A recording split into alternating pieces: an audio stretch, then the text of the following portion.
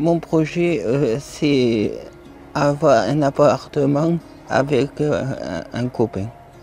De faire les courses seul et de préparer les repas tout seul aussi. L'autodétermination est une revendication forte des personnes en situation de handicap.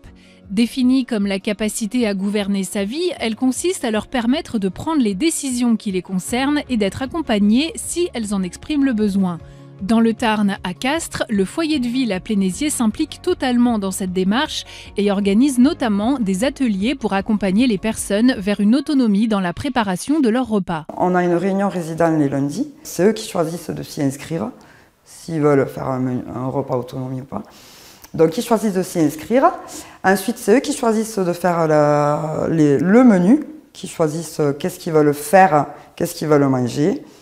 Et ensuite, la liste des courses, ils la font avec les supports aussi visuels, ils ont la recette. Et ensuite, voilà, les courses et le repas. On voit le résultat et ils sont super contents, ils sont plus autonomes, de plus en plus autonomes. Les personnes accompagnées sont aussi consultées au sein du CVS, le Conseil de la vie sociale, pour prendre des décisions qui impactent leur lieu de vie. Il y a des propositions sur différents points, comme par exemple l'organisation de la vie au sein du foyer, mais aussi sur les activités, les différentes animations et services que le foyer propose. On peut apporter notre parole des résidents. Les résidents me posent des questions, je les fais remonter auprès de la direction.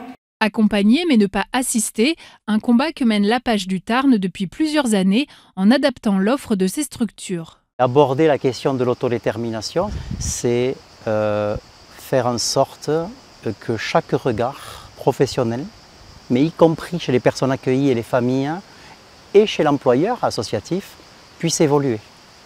Et évolue de façon à ce que chacun puisse considérer la personne accueillie, la personne accompagnée, comme un semblable, comme une personne qui est en capacité d'agir, quelle que soit sa particularité. Que l'autodétermination ne commence pas à la majorité, elle commence dès le plus jeune âge. C'est-à-dire que le plus tôt possible, on doit accompagner ces personnes à faire des choix par elles-mêmes, pour elles-mêmes.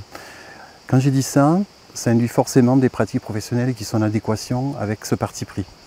Et ces pratiques professionnelles, elles ne s'inventent pas, elles se créent, elles se provoquent, et notamment au niveau managérial. Notre rôle finalement, c'est de donner un cadre juridique, législatif, et de sécuriser, d'accompagner les personnes, les professionnels.